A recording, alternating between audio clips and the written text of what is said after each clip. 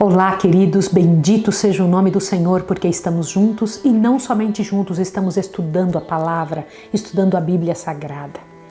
Mas esse estudo de hoje vai ser muito diferente. Eu estava hoje fazendo culto familiar com meu marido e as pessoas que são da nossa família, que estão aqui em casa, e nós estudamos alguns fatos muito interessantes que eu logo pensei em vocês.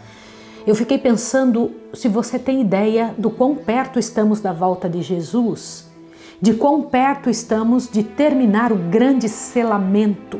As pessoas estão sendo seladas, algumas para salvação e outras para perdição eterna. Quem decide isso? Suas próprias atitudes, as nossas atitudes, nossas escolhas. Nós já estamos no estudo número 39. O que você tem feito desses estudos? O que tem mudado a sua vida? Você tem falado isso para alguém? Veja que nós precisamos dessa oportunidade de estudo. Vocês não têm ideia de quanto é sério cada semana eu parar para estudar isso daqui, falar com o Senhor, pedir ajuda e que Deus me ajude para poder passar para você. E não somente isso, cada semana passando um estudo para que você possa estudar e passar para as outras pessoas e entender e fazer isso se tornar o alvo da sua vida. Você tem dado o canal para as pessoas estudarem? Para a sua família, para os seus filhos? Tem insistido com eles? Faça com que se inscrevam, faça isso chegar em todos os lugares. Irmãos, é verdade mesmo. Está acabando o nosso tempo. Estamos nos últimos dias da história da humanidade. Está acabando o nosso tempo. Hoje nós vamos estudar a igreja verdadeira. Nesse estudo vamos estudar a igreja verdadeira. Você tem jejuado, tem orado pelas pessoas que você conhece, tem orado pelos seus vizinhos, tem buscado a Deus ferventemente que te prepare para os últimos dias, que te ensine a viver nesses últimos dias como servos do Senhor, como serva de Deus.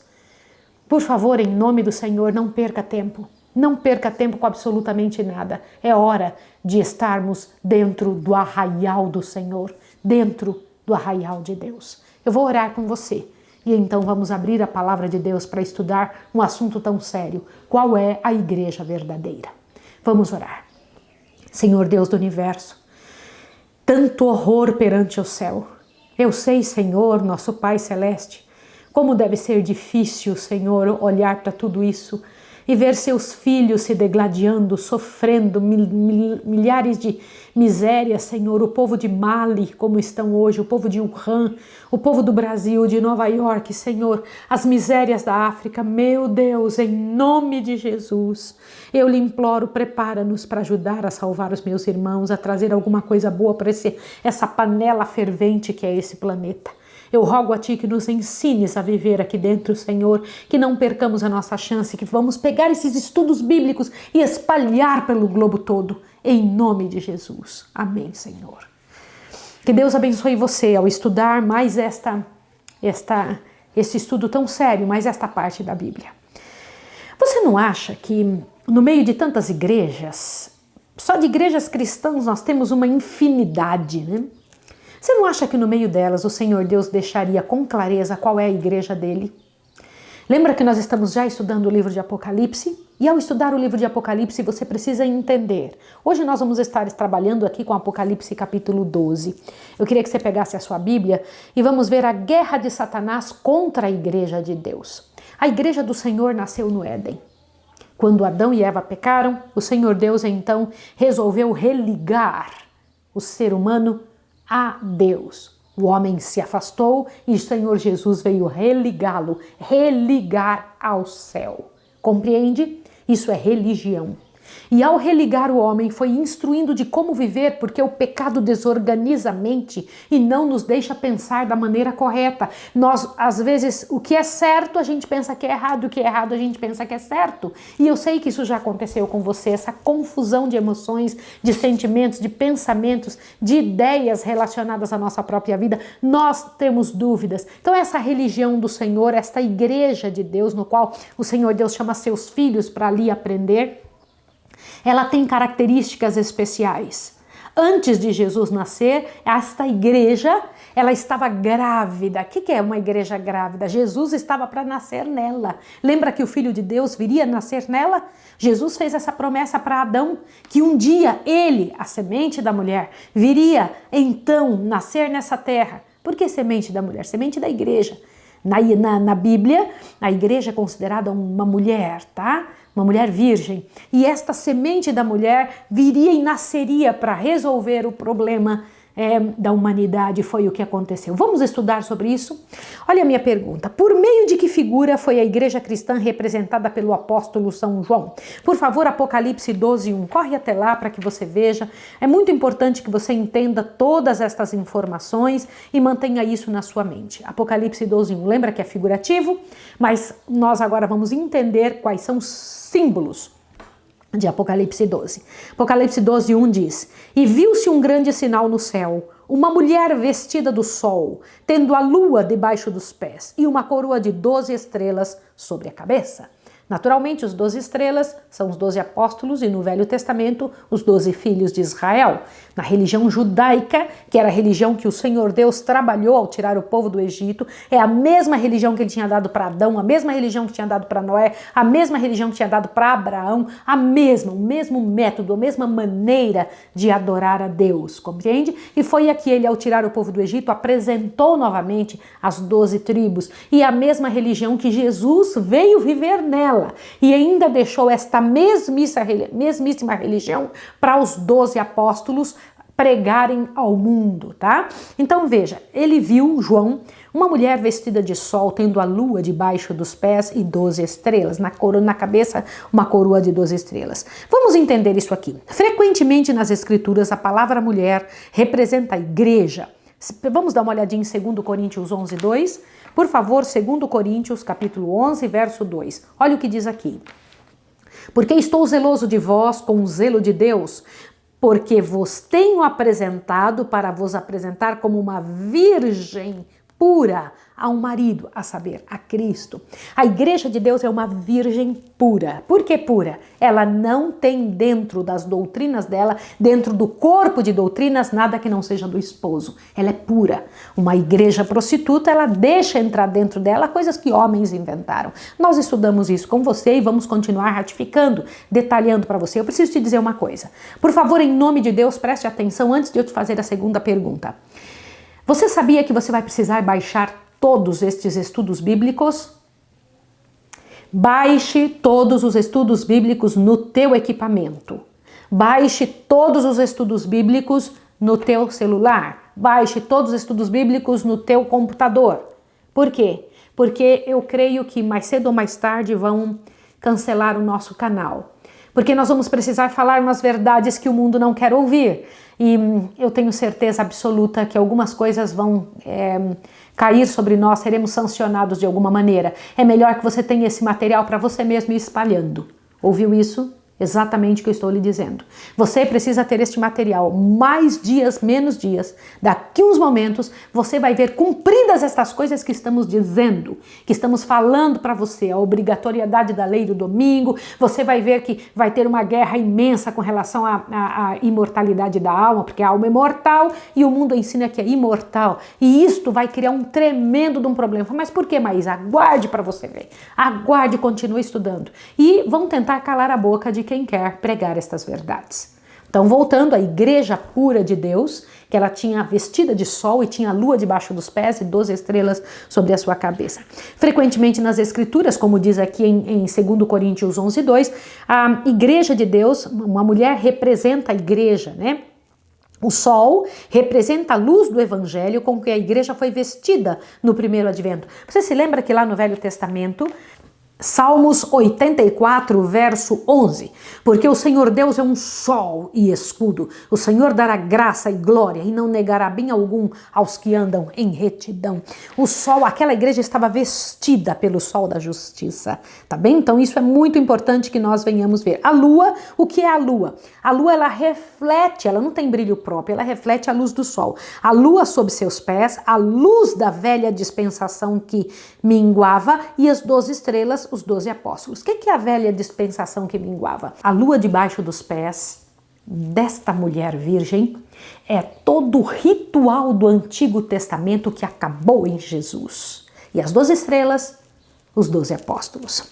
A mulher em sua inocência, foi atacada pela antiga serpente, chamada Diabo e Satanás. Isso está no capítulo 12 de Apocalipse. E é muito importante que você não perca esta informação de forma nenhuma. Isso tem que ficar muito claro na sua cabeça. Olhe bem.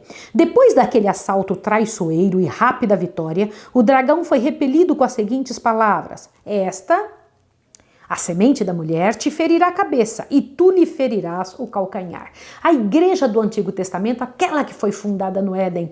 O que é uma igreja? Como eu disse no início, é um espaço onde o Senhor Deus ensina a seus filhos uma conduta, uma maneira de agir depois que foram magoados, depois que foram desorganizados pelo pecado. Então o Senhor Deus precisa reorganizar, redirecionar. O Senhor Deus precisa intervir e mostrar para os seres humanos como é que eles têm que agir. Então a igreja, ela serve para isso. A igreja não salva. O que salva é Jesus. Mas ai de quem estiver na igreja errada, que ensina de maneira errada. Você entendeu isso?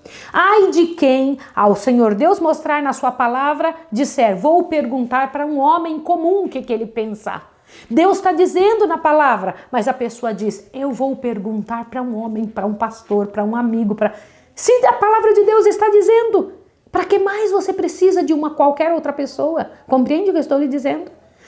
Avante, olhe bem. No Apocalipse, a cena é transferida do Éden para o céu. Lembra que foi no Éden, lá no Éden, que o Senhor Jesus disse que ele viria, falou para Adão, e então ele esmagaria a cabeça da serpente, que é o diabo e Satanás. E novamente estão perante vós a mulher e a serpente na mesma posição de antagonismo de antes. A serpente ainda como assaltante, apenas mais declaradamente agora. A mulher já não mais é personagem simples, infantil, mas um grande sinal. Não caminha entre flores e árvores, mas entre as orbes celestes. Está vestida como o sol, tendo a lua sob os pés e sobre a cabeça uma coroa de 12 estrelas. Vedes nela apresentada a grande causa da verdade e justiça. Ela é, de fato, a igreja de Deus e de todos os tempos, a mulher cuja descendência abençoa todas as nações da terra. O descendente da mulher é Cristo, ele que abençoa todas as nações da terra, tá? Como é descrita a igreja no primeiro advento? Apocalipse 12, 2, olha o que diz. Ela estava grávida com dores de parto e gritava com ânsias de dar à luz. Lembra que o povo todo esperava o Messias, todo o povo esperava que Jesus viesse, o povo judeu. O mundo aguardava com insistência, o mundo judeu aguardava que Jesus viesse para poder resolver o problema. E Jesus haveria de nascer dentro desta igreja. O que eles não sabiam é que a vinda de Jesus não seria da forma como eles pensavam, tá? A igreja passa por trabalhos e sofre dores enquanto gera Cristo e seus filhos em meio de aflições e perseguições. De onde na Bíblia se encontra estas informações também? Abra sua Bíblia em Romanos 8, por favor. Abre aí, corre para você poder ver. Romanos 8, verso 29. Eu preciso que você ver, se você conseguir entender dentro dessa ótica que nós estamos mostrando, você vai ter clareza de mente, você vai poder entender que não precisa de tanto esforço para entender que a igreja pura é realmente a igreja do Senhor.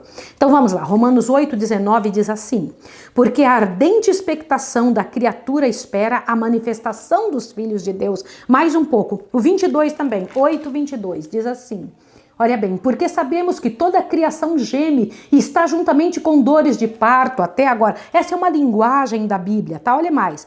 1 João 3:1. Vai lá para 1 João, que é pertinho de Apocalipse. Traz para nós também informações muito parecidas com este tipo de linguagem usada por João no Apocalipse. Eu não sei se você está vendo, mas eu uso só a Bíblia com perguntas e respostas. Este é um livro de perguntas e respostas bíblicas. O nome desse livro é Estudos Bíblicos e ele é editado pela Casa Publicadora Brasileira.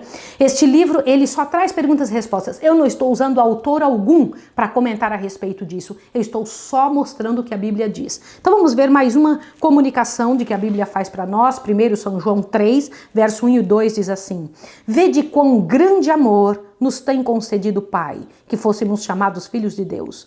Por isso o mundo não nos conhece, porque não conhece a Ele. Verso 2. Amados, agora somos filhos de Deus e ainda não é manifesto o que havemos de ser. Mas sabemos que quando Ele se manifestar, seremos semelhantes a Ele, porque assim como é, o veremos. E também em 2 Timóteo, por favor, dê uma olhadinha, 2 Timóteo 3. Corre, por favor, abre a sua Bíblia em 2 Timóteo.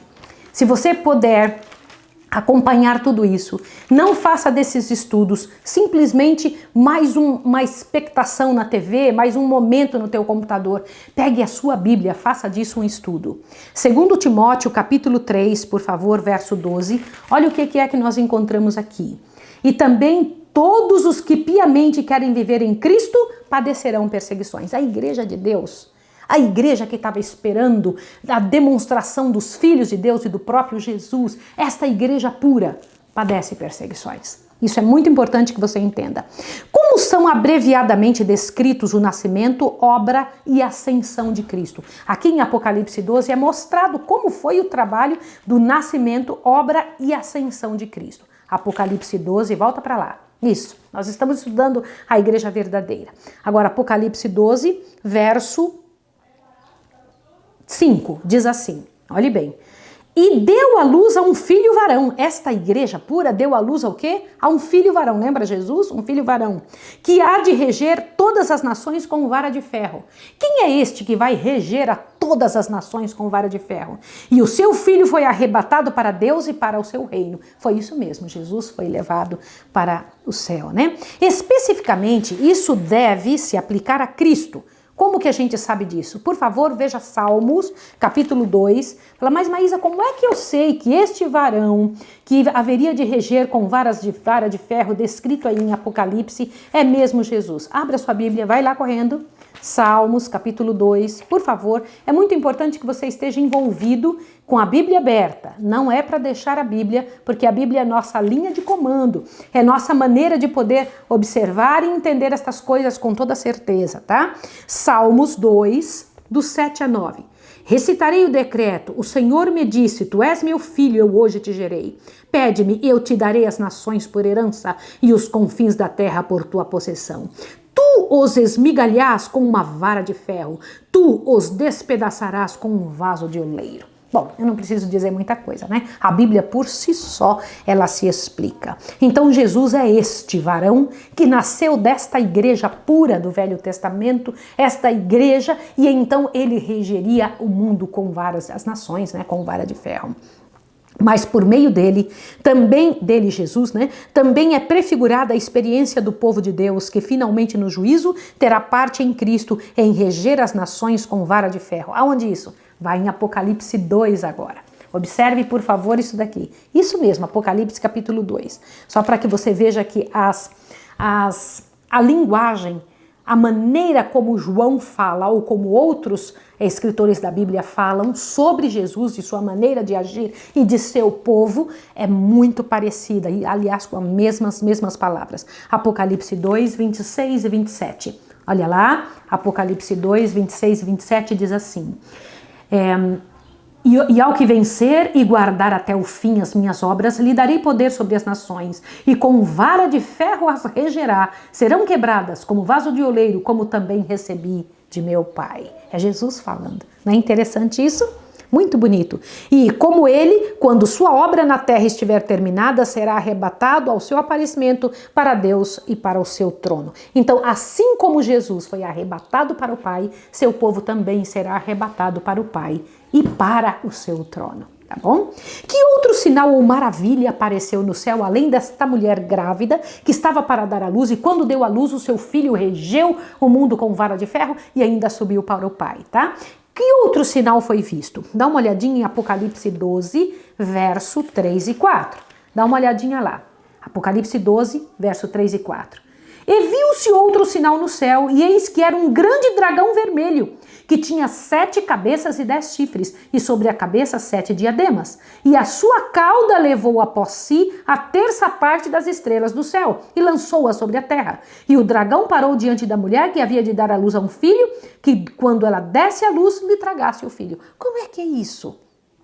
Então, João viu um dragão vermelho com todas essas características e ele estava esperando a mulher ganhar o filho para ele matar o filho. Presta atenção isso daqui. O que é dito ser esse dragão? Quem é este dragão que aqui em Apocalipse 12 é mencionado? Apocalipse 12, 9. Dá uma olhadinha.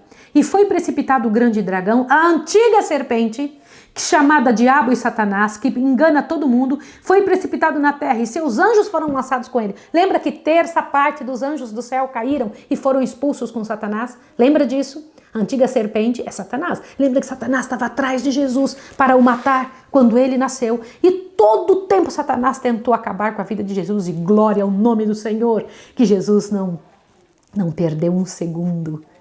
Satanás não teve poder sobre ele. E eu vou te explicar por quê. Olha só, presta atenção. Primariamente, o dragão representa Satanás, o grande inimigo e perseguidor da igreja em todos os tempos. Mas em seus esforços para destruir o povo de Deus, Satanás opera por intermédio de principados e poderes. Você sabe que Satanás não vem ele mesmo agir, ele age através de principados e poderes. Foi por meio de um rei romano, o rei Herodes, que ele procurou destruir Cristo logo que nasceu. Isso está em Mateus 2,16. Roma deve ser, portanto, simbolizada pelo dragão. Como é que a gente sabe? Mas qual era o poder que estava ali para tentar matar Jesus? O poder romano. Lembra disso, gente? Vocês tinham que estar com um caderno e papel para escrever todos esses detalhes. Avante. As 7 cabeças do dragão são interpretadas por alguns como se referindo aos 7 montes. Qual 7 montes? Você sabia que onde está o trono da Igreja Católica são 7 montes? Isso mesmo, você precisa entender sobre isso. Olhe bem, as 7 cabeças do dragão são interpretadas por alguns como se referindo aos 7 montes, sobre os que se acha edificada a cidade de Roma. Por outros, como sendo as 7 formas de governo por que Roma passou. E por outros ainda, e mais largamente, como as 7 grandes monarquias que oprimiam o povo de Deus, isto é, Egito, Assíria, Caldeia, Pérsia, Grécia, Roma pagã e Roma papal, em ambas as quais Roma é representada e incluída, certo? Você precisa lembrar disso. Lembra que nós estudamos Roma imperial e Roma papal? Lembra disso? Nós estudamos juntos isso, quando estudamos aquelas pernas de ferro do livro de Daniel. Tá lembrado daquela estátua que Nabucodonosor viu? Avante, olha lá. Os 10 chifres, como no 4º animal de Daniel 7, evidentemente se referem aos 10 reinos em que Roma foi finalmente dividida e identificam assim outra vez o dragão como o poder romano. Exatamente isso. É isso que você tem que pensar. É isso que eu acabei de dizer e isso é uma verdade. Tá bom? Agora, como é descrito o conflito entre Cristo e Satanás? Você sabe que é um conflito nos bastidores da nossa vida, há um conflito tremendo. Você acha que atrás dessas guerras humanas está o quê? Há uma luta tremenda entre o poder do bem e o poder do mal. Eles lutam pela mente humana, estão lutando pela sua mente agora, lutam pelos seus filhos, lutam pelo seu casamento, lutam. Jesus luta para salvar você, Satanás luta para manter você em pecado, em miséria, para não se achegar a Cristo, para não estudar esses estudos, para não acreditar, para que se mantenha distraído, enquanto ele trabalha e trabalha pesadamente contra a nossa vida. Vamos ver como é que a Bíblia relata a luta entre Cristo e Satanás? Apocalipse 12, do verso 7 a 9. E houve batalha no céu, Miguel e seus anjos, Miguel é Jesus, viu? Exatamente, pode esperar, porque nós vamos fazer um estudo sobre textos difíceis. Ainda vou fazer uma série sobre textos difíceis e você vai entender que Miguel é um dos nomes de Jesus, é quando ele batalha por nós, tá bem? E houve batalha no céu, Miguel e seus anjos batalhavam contra o dragão e batalharam o dragão e seus anjos. Mas não prevaleceram, nem mais se achou seu lugar nos céus. E foi precipitado o grande dragão, a antiga serpente chamado Diabo e Satanás, que engana todo mundo. Ele foi precipitado na terra e seus anjos foram lançados com ele. Irmãos, vocês precisam entender este estudo. Eu tenho um estudo que explica direitinho como foi esta guerra no céu. Como foi que aconteceu inicialmente este poder ali. Você sabe que o pecado começou no céu com Lúcifer? Isso mesmo, esse grande dragão, antiga serpente, o próprio Lúcifer que estava no céu. E Miguel é um dos nomes de Jesus. Jesus tem 38 nomes e um deles é Miguel. Quando ele toma esse nome, ele diz: eu né? Esta estrela da manhã, nosso Redentor, nosso Salvador, vários dos nomes dele, mas um deles ele dizendo, eu luto pelo meu Senhor, tá? Então avante. Que é dito deste dragão? Isso é muito interessante. Diz que ele foi precipitado na terra, né? Foi precipitado. Este conflito iniciado no céu continua na terra, mas está prestes a terminar.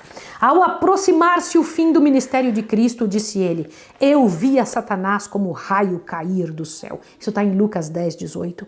Agora é o juízo deste mundo. Agora será expulso o príncipe deste mundo. Está escrito em São João 12, 31. 2 concílios dos representantes dos vários mundos, a que Satanás como príncipe deste mundo era admitido, foi lá no livro de Jó. Isso mesmo, Satanás descaradamente foi até o céu, dizendo que era representante desse mundo, né? Isso está escrito no livro de Jó, ele foi dizendo que ele era representante daqui. E então ele foi expulso quando crucificou a Cristo, o Filho de Deus. Isso mesmo que você está ouvindo. Ele foi expulso a primeira vez lá, antes da criação do mundo. E ele novamente, quando Jesus morreu na cruz, perdeu toda a simpatia dos anjos do céu, dos seres que moram com o Senhor Deus eterno, que ainda ficavam olhando para Lúcifer, pensando, será que ele não tem alguma razão?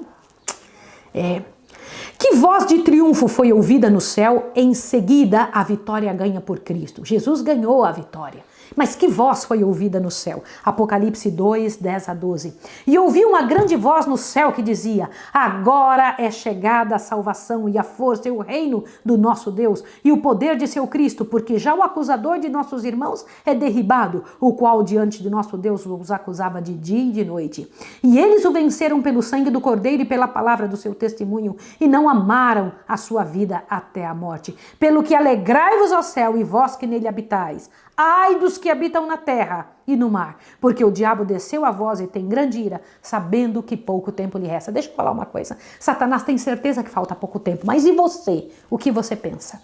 Você já parou para pensar quanto tempo nos resta? É isso mesmo que eu tenho para lhe dizer.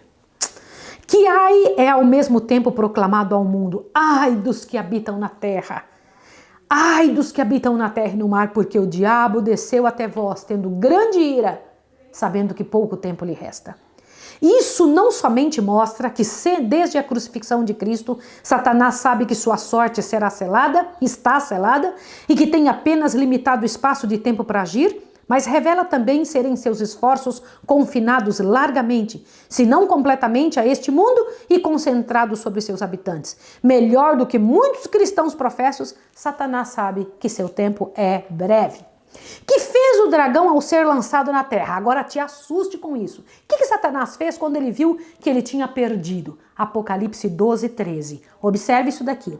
E quando o dragão se viu que fora lançado na terra, perseguiu a mulher que dera luz à igreja do Senhor. Por isso a igreja de Deus é tão perseguida. Por isso que Satanás persegue tantos filhos do Senhor. Por isso que quando você quer fazer o certo, você é perseguido. Quem está te perseguindo é Satanás. Por isso que quando você decide comer do jeito certo, andar do jeito certo, entrar na igreja certa, guardar o sábado do Senhor, andar em retidão. Por isso que quando você decide largar as coisas ilusórias desse mundo, sua vida parece que fica um aperto tremendo. Mas eu quero lhe dizer uma coisa, o aperto é por fora, aqui dentro não. Aqui dentro você tem paz perfeita. E é isso que você precisa entender. Satanás é que está te perseguindo. Avante. Olhe bem, presta atenção. A perseguição aos cristãos começou com Roma pagã, mas foi continuada muito mais extensivamente sob Roma papal. Nossa, desde aquela época, Roma pagã já perseguia o povo de Deus. Lembra que quando Jesus foi, se ressuscitou e foi ao céu, a igreja que ele deixou aqui foi altamente perseguida. Depois de Roma pagã perseguir, foi Roma papal perseguindo. Isso é muito importante. Mas você que está me ouvindo, eu ainda tenho mais 12 perguntas só sobre este assunto. E você precisaria estudar isso, não perca em nome de Deus esta igreja perseguida, esta igreja que deu a luz a Jesus, esta igreja que começou no Éden, ela continuará. Ouça o que eu estou lhe falando, ela será levada pelo Filho de Deus ao céu. E você tem que estar nela. Eu vou orar com você agora, pedindo a Deus que te abençoe e a mim também, para que pela graça e poder do Senhor, nós não percamos a nossa chance de entender sobre isso. Passe esse estudo para toda a sua família, para os seus vizinhos, para todos os seus amigos, para todo o pessoal de dentro do seu celular. Vamos orar juntos. Santo Deus e amado Pai, nós estamos diante de um momento seríssimo da história da Terra. Eu imploro a Ti, em nome de Jesus, que me ajude a passar esses estudos da melhor forma possível. Ajude essa pessoa que está ouvindo, para que, em nome de Jesus, ela seja uma fonte, Pai de amor, um caminho, um conduto, para que o Senhor possa usá-la para alcançar outras pessoas. Em nome de Jesus. Amém. Deus abençoe você. Até o próximo estudo. Um abraço.